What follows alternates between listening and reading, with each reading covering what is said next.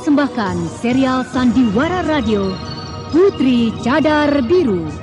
Putri Cadar Biru.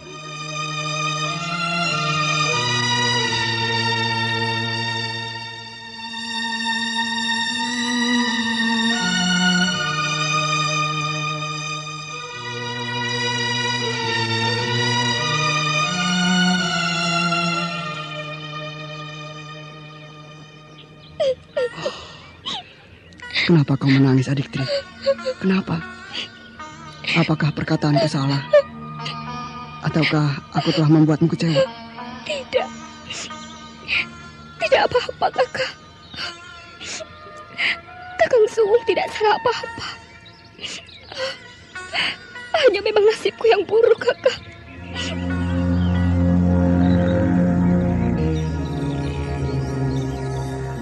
Kakang, bagaimana jika ada orang yang akan membunuhku, Kakang?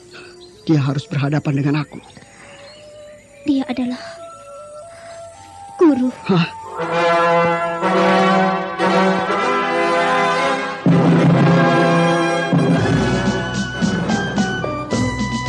Putri Cadar Biru, sebuah sandiwara radio penuh tragedi menegangkan di kalangan rimba persilatan yang dikobarkan oleh seorang dara jelita akibat cinta yang kandas sebelum terbang.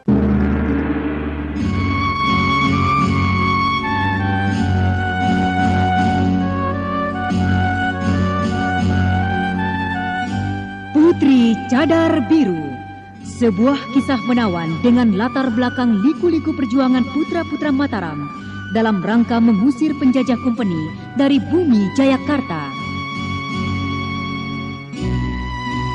Kali ini memasuki episode ke-13 dengan judul Badai Melanda Gunung Putri.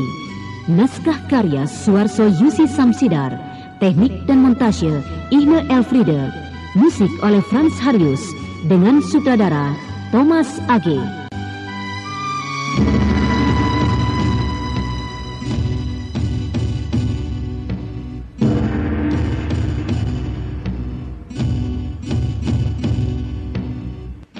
Pada seri yang ke-13 ini menampilkan Hana Pertiwi sebagai Putri Cadar Biru, Andreas sebagai Ki Gede Imam Madi, Rusli sebagai Kiai Ageng Braja, Feti Pohan sebagai Dewi Cendani, dan pembawa cerita Nenis Sumardi.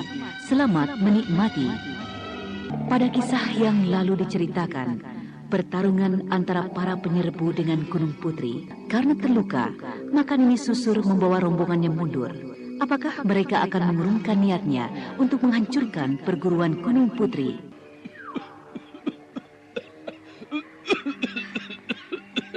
Bagaimana keadaanmu, Kakang? Tidak mengapa. Setelah cukup waktu beristirahat, lukaku ini akan segera bisa disembuhkan. Putri Cadar Biru dan Sobat Imam Madi, tanpa bantuan kalian berdua, tampaknya perguruan Gunung Putri sudah jadi puing-puing. Atas budi pertolonganmu itu,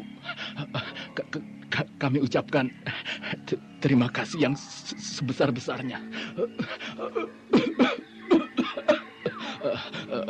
Kemana dua pengawalmu itu, Putri? Mereka kutugaskan mengawasi gerakan para penyerbu, Paman. Raden Mas Tetua Agung. Iya. Apa yang kau lakukan bersama Putri sesungguhnya tidak berarti apa-apa.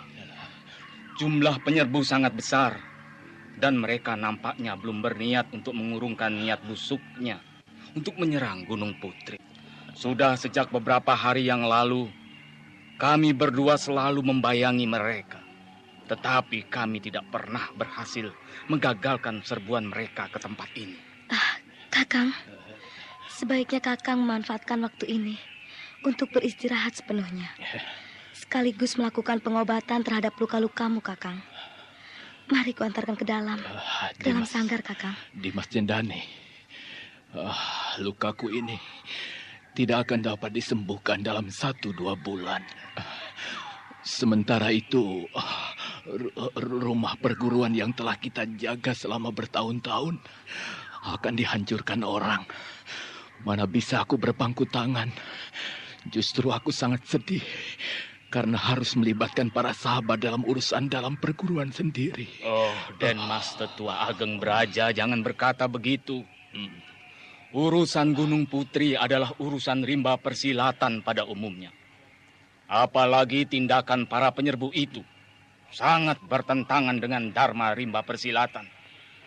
Mereka tidak saja bertindak sewenang-wenang, tetapi bahkan bekerja untuk bangsa asing. Untuk kompeni, penjajah yang seharusnya kita enyahkan dari bumi pertiwi ini. Jadi kehadiranku bersama Putri Cadar Biru semata-mata adalah merupakan kewajiban, Kakak. Putri Cadar Biru, kemarilah. Bibi memanggilku. Iya, kau ikut aku. Sesaat Putri Cadar Biru merasa hatinya tergetar. Baru kali ini ada seorang tokoh utama rimba persilatan dari golongan lurus bersih yang bersikap lembut terhadapnya. Apalagi dia adalah ibu dari pria yang sangat dicintainya. Meskipun aku selama ini selalu berada di dalam pintu perguruan, tetapi apa saja yang terjadi di luar selalu sampai di telingaku. Selama ini aku juga telah banyak mendengar namamu dan segala perihal sepak terjangmu beserta orang-orangmu yang banyak menimbulkan kebencian dan kemarahan kalangan rimba persilatan. Apakah benar kau murid Mahadewi Lancar dari Cemoro Sewu? Kulihat ilmu silatmu berbeda dengan Angin Manik. Bibi, aku memang murid penutup Cemoro Sewu. Apakah selama ini guru besar Cemoro Sewu tak pernah menilik perilakumu sehingga semua orang sempat mempunyai anggapan yang buruk terhadapmu? Bibi, sejak aku turun gunung, guru besar hanya Tuturi Handayani. Tetapi dalam hal istana Lembah Cacat dengan segala sepak terjangnya, sama sekali guru besar tidak tahu menahu. Aku... Tunggu Putri, sebenarnya... maafkan Bibi jadi cerewet. Gagasan apa sebenarnya yang mendorongmu mendirikan istana Lembah Cacat dan menimbulkan kegegeran di dalam kalangan rimba persilatan? Putri, terkadang aku bingung kalau mendengar sebutan si Ratu Iblis Lembah Cacat. Sepertinya kau ini telah menjadi biang bencana dan malapetaka bagi dunia rimba persilatan. Tetapi di sisi lain, orang menghubung-hubungkan namamu dengan putraku, si Anusa Gelang. Bibi, aku tidak bisa berkata apa-apa. Tetapi, apakah Bibi percaya pada itu semua? Bisa percaya, bisa tidak. Tergantung bagaimana kenyataannya. Bibi, barangkali cara yang terbaik bagiku adalah berkata terus terang tentang kegegeran yang timbul di kalangan rimba persilatan pada akhir-akhir ini. Itu terjadi karena dua macam sebab yang utama. Pertama, akibat ulahku dan orang-orangku. Dan yang kedua, akibat ulah orang-orang yang berselimut dengan nama golongan lurus bersih. Tetapi dalam kenyataannya mereka bekerja untuk penjajah kompeni. Mengenai sebab yang pertama, Bi, sepenuhnya aku menerima sebagai kesalahan dan dosaku. Dan jika Bibi ingin menjatuhkan hukuman, silakan. Aku tidak akan melawan. Meskipun pada dasarnya korban-korban dari tindakan orang-orangku adalah orang-orang yang pantas menerima hukuman, Bi. Adapun menyangkut perihal yang kedua, Bibi sendiri telah mengetahui persis siapa mereka itu. Bagaimanapun juga baiknya niatmu, Putri, karena wujud dari tindakan orang-orangmu melukai dan membunuh, tetap saja itu mengundang kebencian dan permusuhan. Yang benar adalah bila kau melihat penyelewengan ataupun dosa dan kesalahan orang, kau bisa melaporkannya kepada tetua perserikatan. Dan nanti tetua sendiri yang akan mengambil tindakan. Apakah barangkali ada sebab lain? Bi, mengenai itu, Aku sudah mendengar penjelasan dari suamiku bahwa tindakan amukan-amukanmu itu dilatar belakangi keinginanmu untuk memancing anak Anusa keluar dari Grojogan Sewu. Tetapi mengapa harus dengan cara itu? Melihat air muka Putri Cadar Biru yang melukiskan sikap yang serba salah karena rasa duka, menyesal, rindu dan cinta yang teraduk jadi satu, maka Dewi Cendani yang lembut dan perasa itu maklum. Ia tahu bahwa darah bercadar biru itu telah jatuh cinta yang sangat kepada Anusa Gelang. Ya, sudahlah. Sudah, anak Anusa itu sudah dewasa. Apalagi sekarang dia menduda. Budimu terhadap Gunung Putri, apalagi terhadap Kakang Braja, sangat besar. Oleh karena itu, ketika anak Anusa dulu menyinggung masalahmu, Kakang Braja hanya menyerahkan kepada anak Anusa saja. Bibi, kalau sudah tidak ada petunjuk lagi, biarlah aku akan pergi menyusul buntung kanan dan buntung kiri. Menurut hematku, para penyerbu itu tidak akan pulang ke markasnya, Bi, melainkan berada di sekitar gunung untuk mencari kesempatan guna melakukan penyerangan kembali. Oh, iya. Pergilah. Tapi Putri, kuharap kau menunggu anak Anusa datang. Baiklah, Bi. Ketika Dewi Cendani kembali, didapatkannya Kiai Ageng Braja tengah mendapatkan pengobatan bantuan tenaga dalam dari Ki Gede Imam Madi.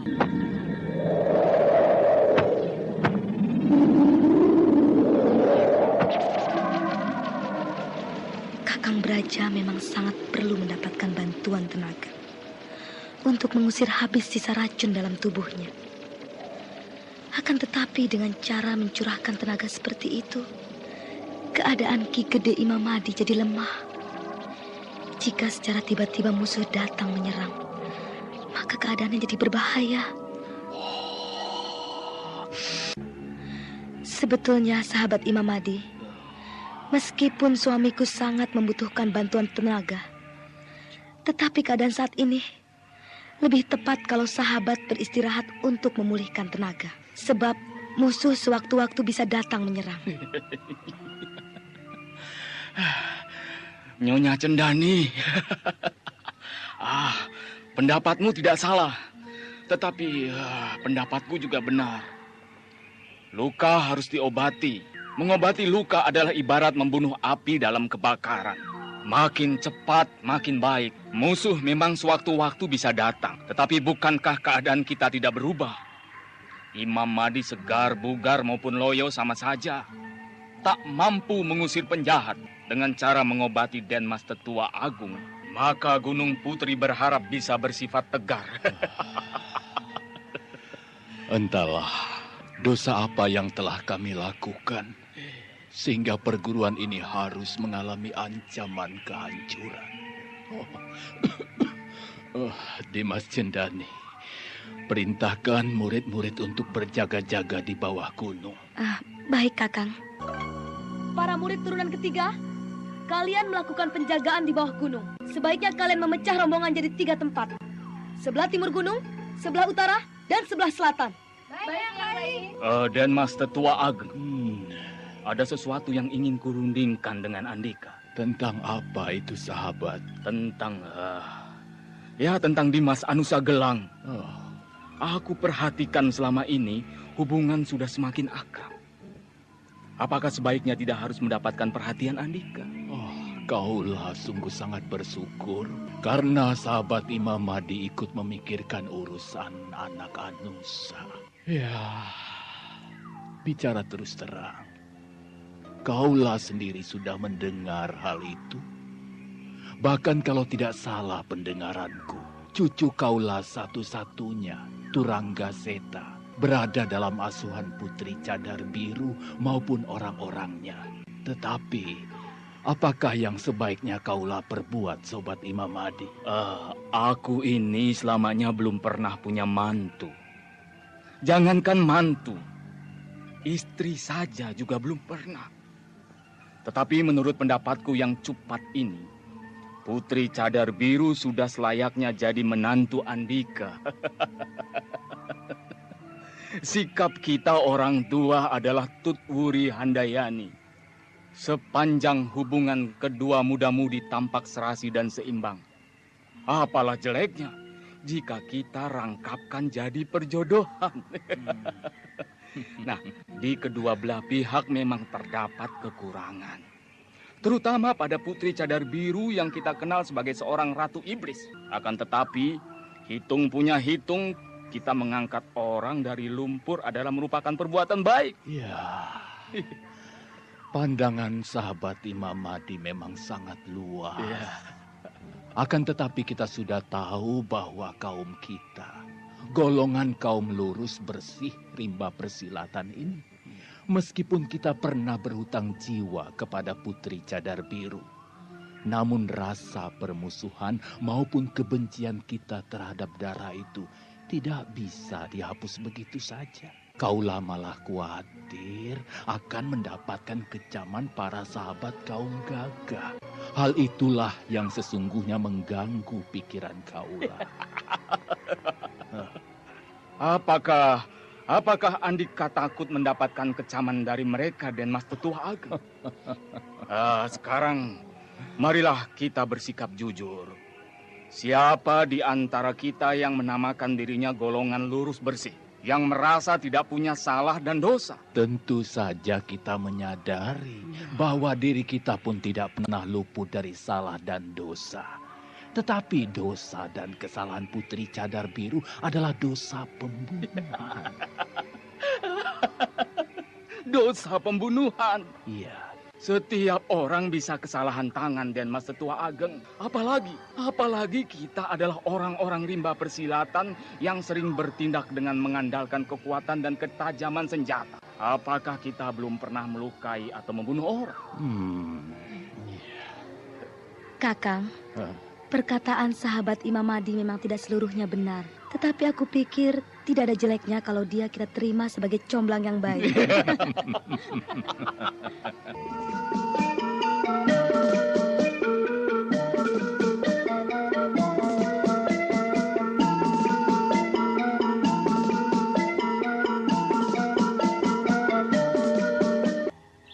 Bedebah, kalau tidak Ratu Iblis itu datang mengadu Beru, Gunung Putri pasti sudah dapat diratakan dengan tanah. Nini Susur, rasanya jumlah tenaga yang sekarang ini ada tidak memadai untuk menghancur leburkan Gunung Putri. Lalu, apakah orangmu yang di Telaga Awan bisa diharapkan akan datang dalam pekan ini? Sekarang, harap Kakang Gajah Kilang membuat penjagaan. Gunung ini tetap harus kita kepung. Seorang pun jangan kita biarkan meninggalkan gunung. Aku harus beristirahat dulu, Kakang. Oh iya, bagaimana lukamu, Nini? Hanya sedikit terserempet pukulan. Tidak apa-apa. Memangnya bisa apa Ratu Iblis itu? Sebenarnya cara yang terbaik adalah menyerang secara keseluruhan. Semua maju dan bertempur. Kalau... kita tidak bisa berbuat begitu, Tuan Sakertilak. Sebagaimana kita lakukan terhadap perguruan Gunung Koci. Sebab bagaimanapun juga, Kiai Ageng Braja masih tetap diakui sebagai tetua Perserikatan Rimba Persilatan. Jika terhadap Gunung Putri kita lakukan cara itu, kita akan mengundang kebencian semua perkumpulan dan perguruan di seluruh kalangan rimba persilatan. Dan akhirnya, kedudukan kita bisa jadi terpojok.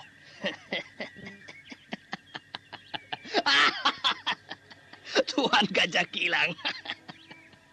Akhirnya toh sama saja. Ya menyerang juga kan? Menyerbu, ya menyerbu juga. Dengan kita mengindahkan tata krama seperti itu, kita sukar beroleh kemenangan. Lalu apa artinya kalau sampai serbuan kita gagal? Jadi, bagaimana sebaiknya menurut Tuan? Begini saja. Bila sudah datang bala bantuan lagi, yang dibawa oleh Sobat Cucu Emprit dari Telaga Awan, kita adakan penyerbuan besar-besaran. Kalau memang Tuan tidak berkenan memimpin penyerbuan itu, biarlah aku, sobat-sobat garam hitam dan yang lain yang menggantikan pucuk pimpinan penyerbuan. Tuan dan Nini Susur boleh berada di barisan belakang. Boleh juga. Iya, boleh juga. Tuan tidak perlu ada keraguan lagi. Sudah jelas bahwa Gunung Putri menolak bekerja sama dengan pihak kita. Mereka harus dihukum. Paman Gajah Kilang, rombongan bala bantuan telah datang, dipimpin Ki Cucuk Emprit dari Telaga Awan. Bagus. Mana gurumu? Nampaknya guru harus beristirahat beberapa lama lagi, Paman. Baiklah. Kukira nanti malam luka gurumu sudah akan banyak membaik. Dan kita akan bisa mengadakan perundingan dengannya. Paman, aku mohon diri.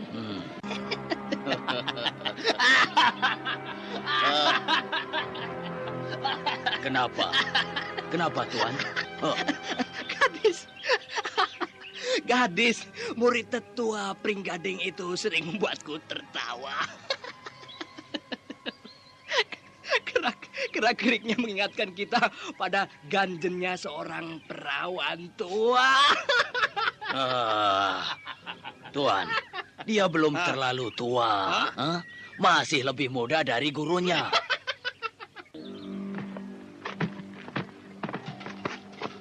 Salam hormatku pemimpin besar. Mungkin kedatanganku sudah terlambat. Sobat cucu emprit. Sobat tidak perlu banyak sungkan. Maafkan aku tidak menjemput ke bawah gunung. Oh, itu tak mengapa pemimpin besar. Bersama rombongan Telaga Awan, aku telah membawa kurang lebih 100 lagi marsose yang bersenjata lengkap. Aku minta pemimpin besar memberikan petunjuk. Pada saat pertama ini, sobat harap beristirahat lebih dahulu. Rombongan marsose pun supaya bisa disediakan tenda-tenda. Guna mereka melepaskan lelah. Nanti malam, kita mengadakan perundingan. Aku tidak melihat guru Pringgading.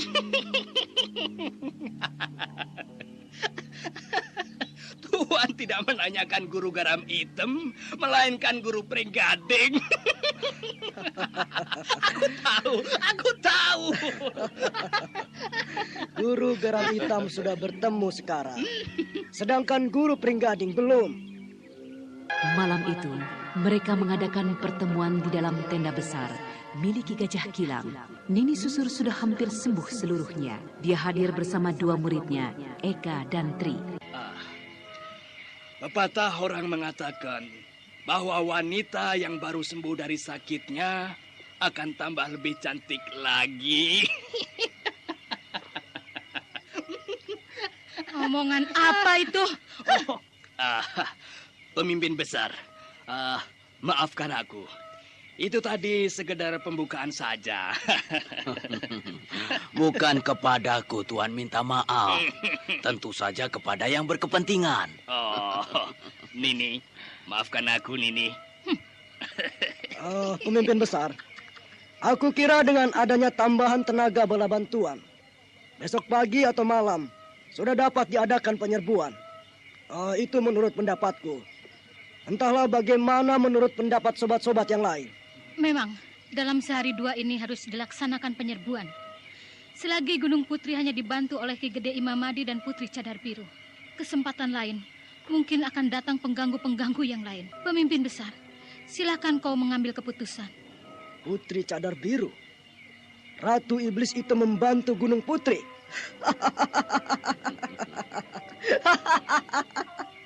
Bagaimana itu bisa terjadi?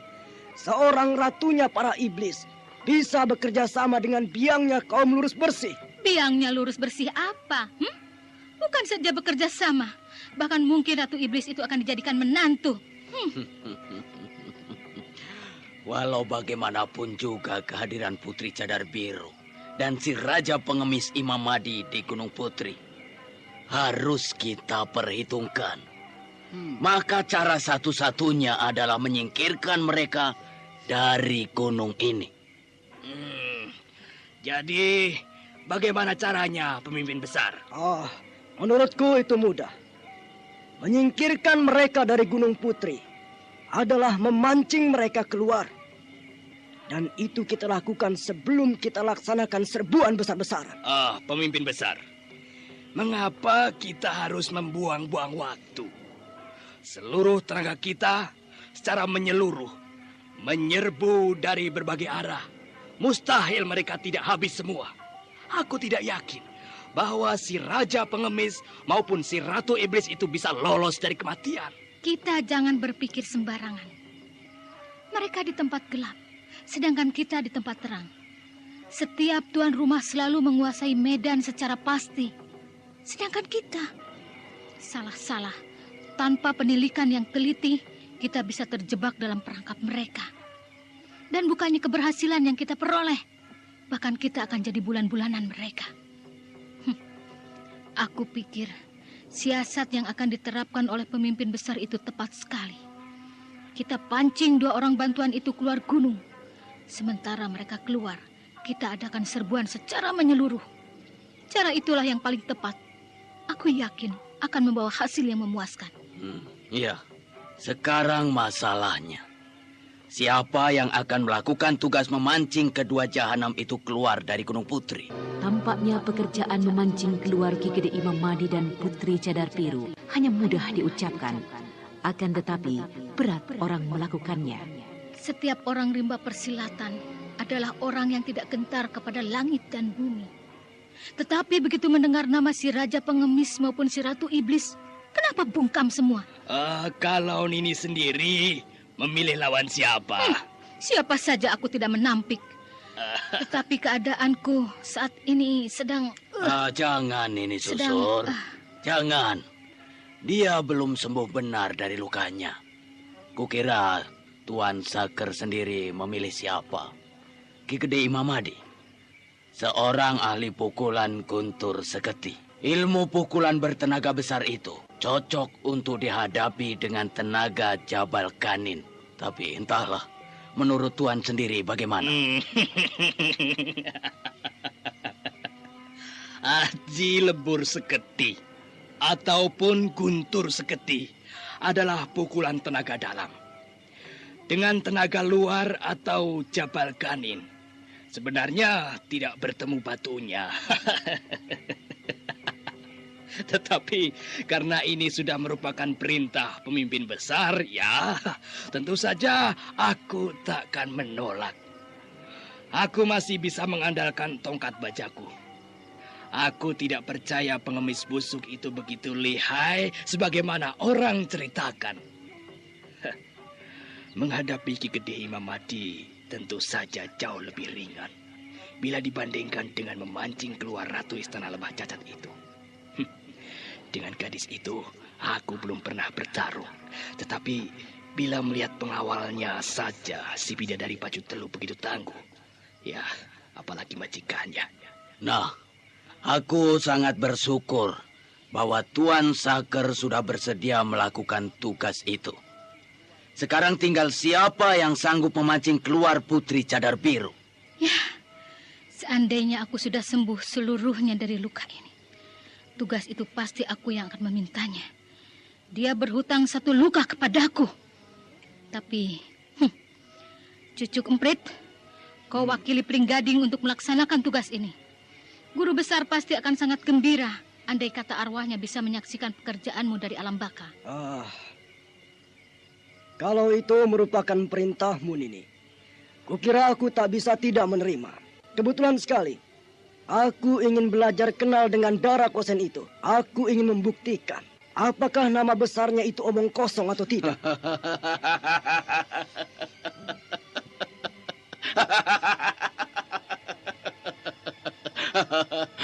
Sungguh, aku sangat bersyukur bahwa akhirnya rencana kita akan dapat dilaksanakan dengan baik. Nah, para sahabat, kita memang harus mampu menyingkirkan manusia-manusia busuk yang menjadi racun dalam dunia persilatan kita. Setelah Gunung Putri, yang lainnya pun. Seperti Pulau Ular maupun perkumpulan-perkumpulan pengemis harus dapat giliran. Dan yang terakhir, dengan seluruh kekuatan yang ada, kita harus mampu membumi hanguskan istana Lembah Cacat. Cucuk Emprit, untuk tugas yang berat itu, kau akan ditemani oleh kedua muridku, Nini Eka dan Nini Tri. Didampingi mereka, rasanya tidak akan ada kesukaran untuk membereskan Ratu Iblis itu. Tapi baiklah. Guru, kulihat Ratu Iblis itu diikuti 2 pengawalnya yang buntung itu. Kau gentar kepada 2 gadis buntung itu, Eka? Bukan gentar, Guru. Kalau diizinkan, aku akan mengajak semua adik-adik seperguruan. Kalau Sabti juga pergi bersama-sama, kedua gadis buntung itu tak akan banyak laga. Mereka masing-masing akan kehilangan sebelah kaki besinya.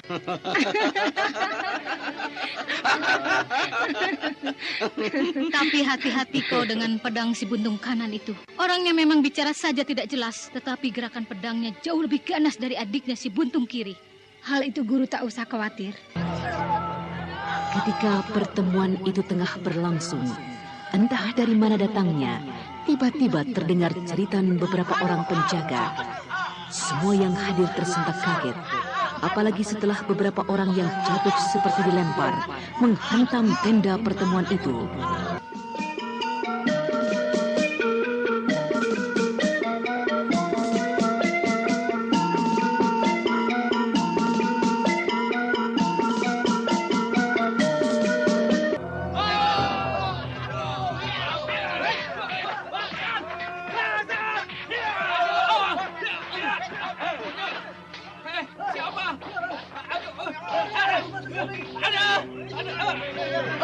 Suasana di tenda pertemuan malam itu nampak kelihatan tambah kacau. Suasana riuh menyelimuti tempat itu. Cerit dan teriakan terdengar jelas. Sementara di sisi lain nampak dua sosok tubuh manusia berkelebat cepat. Perbuatan siapa ini? Pengecut! Pengecut! Jangan main sembunyi-sembunyi. Ayo, munculkan dirimu. Ini aku, Ki Cucuk Emprit dari Telaga Awan. Ayo, munculkan dirimu, pengecut! Bagaimana ini? Jahanam! Ayo, kau siapa? Munculkan dirimu. Jangan sembunyi seperti pengecut. Ayo, siapa kau? Ini aku Cucuk Emprit dari Telaga Awan. Ayo, munculkan dirimu. Ayo, cepat bertarung 1000 jurus denganku.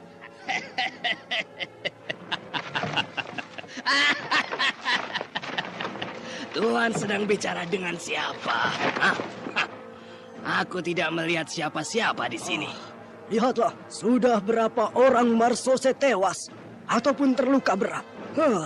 Bagaimana Tuan bisa tertawa-tawa? Hai, pembunuh gelap, munculkan dirimu cepat, pengecut! Munculkan batu kepalamu, ayo! Tuan Cucuk Emprit, tidak salah. Ini pasti perbuatan Putri Cadar Biru si Ratu Iblis itu. Hai, semua waspada!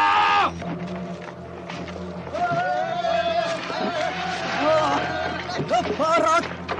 Benar-benar keparat! Hei, siapa kau, jahanam keji? Ayo, munculkan kepalamu cepat! Jangan main sembunyi-sembunyi. Ayo, perlihatkan dirimu, pengecut! Hai, Ratu Iblis! Kalau semua orang takut kepadamu, tapi aku tidak. Jika kau merasa punya nyali, tampakkan dirimu. Saat ini juga, kau akan kubinasakan. Setan belang, hantu keparat. Hei, kau ini sebangsa apa? Berani pentang mulut besar. Hei, manusia-manusia rendah. Serahkan kepala gajah kilang kepadaku. Mana si jahanam itu? Kenapa dia tidak munculkan kepalanya? Mana? Mana? Wah, dia masih hidup. Mana yang seorang lagi? Wah, celaka. Kiranya Nini Suku. Nyonya, tindakanmu itu harus mendapat hukuman. Nyonya dengkulmu. Kapan aku menikah denganmu? Ayo, serahkan gajah kilang kepadaku. Atau kalian semua menjadi gantinya. Nenek Ceriwis. Tidak hujan, tidak angin. Datang-datang kau melukai orang. Apakah sudah bosan hidup kau, ha? Apa katamu, bocah?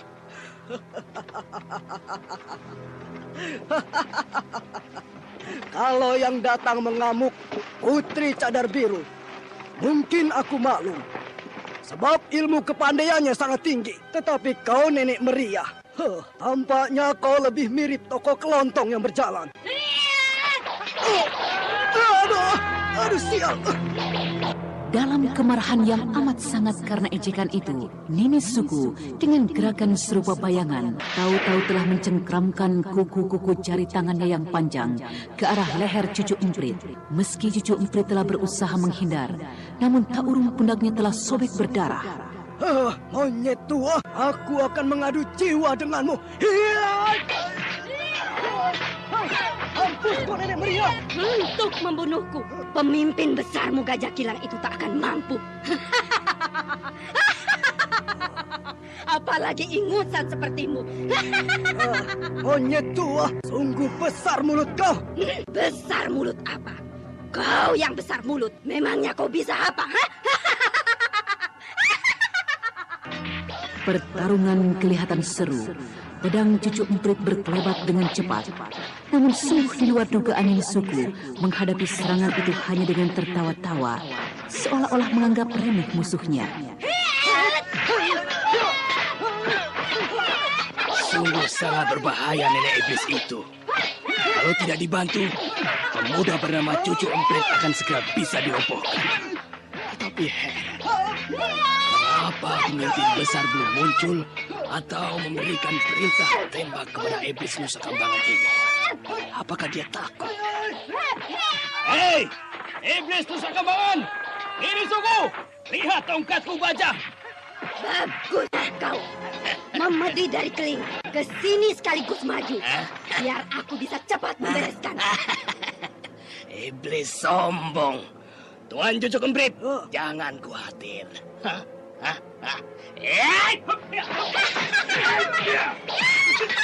Pedang cucu emprit berdesingan. Akan tetapi Nini Suku hanya berloncatan sambil tetap tertawa-tawa mengikik. Berulang kali pedang dan tongkat itu bahkan bentrok sendiri. Meskipun dikerubuti dua, tampaknya Nini Suku tidak terdesak sama sekali.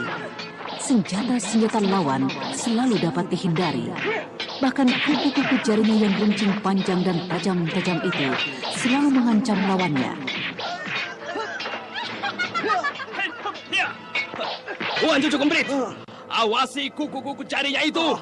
Peduli setan, dia harus rasakan tajamnya pedang-pedangku. Dia harus mampus. Kalau perlu, aku akan mengadu jiwa dengannya. Siapa sudi mampus bersama kau? Makin nekat, kau akan cepat mampus, bocah. Pedang-pedang cucu emprit menyambar-nyambar. Tongkat sang kertilak menderu-deru. Bentakan kedua orang itu pun lantang terdengar.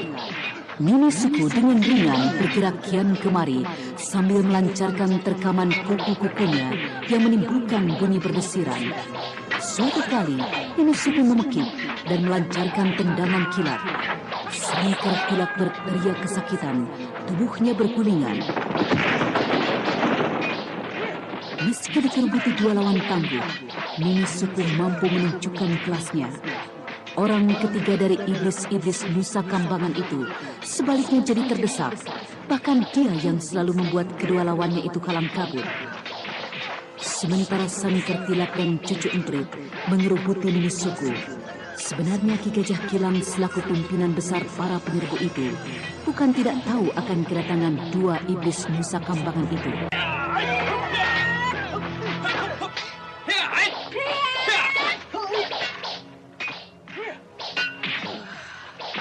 Serangan racun maupun kuku-kuku jari Nini Suku masih bisa dihadapi. Tetapi terjangan kakaknya, Ki Wulu. Dia memiliki ilmu ringan tubuh teramat tinggi. Sukar untuk dijaga. Aku justru harus mengawasi iblis itu. Bagaimana menurut pendapatmu, Nini? Kenapa Kakang Gajah pusing-pusing berpikir? Sudah saja perintahkan orang-orang menghujani iblis-iblis itu dengan peluru. Memang. Begitu tampak berkelebat iblis Nusa Kambangan yang kedua itu. Akan kuperintahkan untuk memberondongnya dengan semua senapan yang ada. Tetapi, gila. Tampaknya iblis pendek buntek itu telah belajar dari pengalaman dengan kematian Ki Pengkal kakaknya yang tewas dihujani peluru. Mungkin dia takkan munculkan diri secara terang-terangan ini. Jangan kau lari, bercawat ekor, Gajah Kilang. Aku datang untuk menagih hutang jiwa kakakku. Lebih baik kau membunuh diri, menggorok lehermu sendiri. Ataukah aku yang akan melakukannya secara paksa? Iblis buruk itu bertingkah benar. Sayang aku belum sembuh benar dari lukaku. Kalau tidak... Memangnya apa yang bisa kau perbuat terhadapku, Nini Susur? Paling baik kau tidak usah ikut campur, kecuali kau pun sudah bosan hidup. Kakang Gajah, apakah kita akan gentar digertak dengan cara begitu saja? Barisan bedil! Siap! Siap! Jangan kasih ampun. Begitu muncul iblis pendek muntak itu, segera kalian hujani dengan seluruh bedil kalian. Jangan khawatir, pemimpin. Beres! Itu urusan kecil.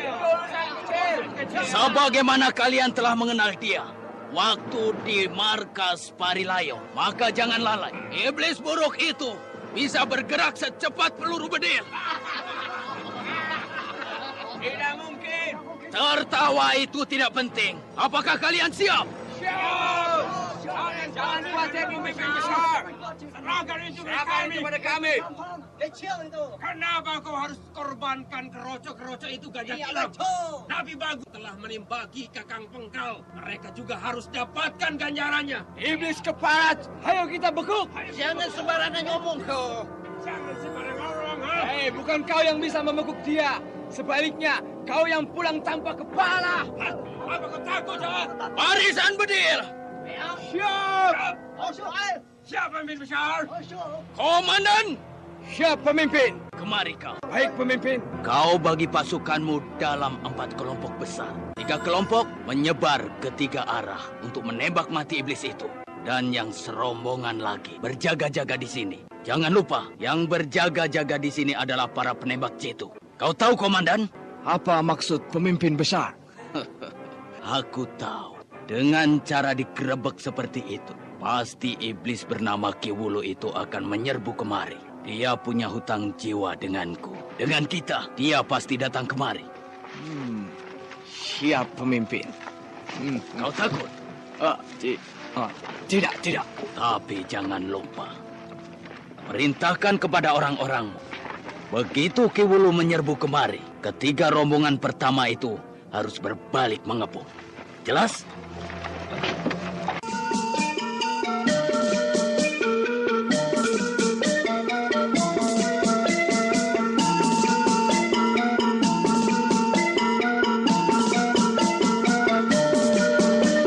Nah, saudara pendengar, mungkinkah Ki Wulu masuk dalam perangkap yang direncanakan oleh Ki Gajah Kilang?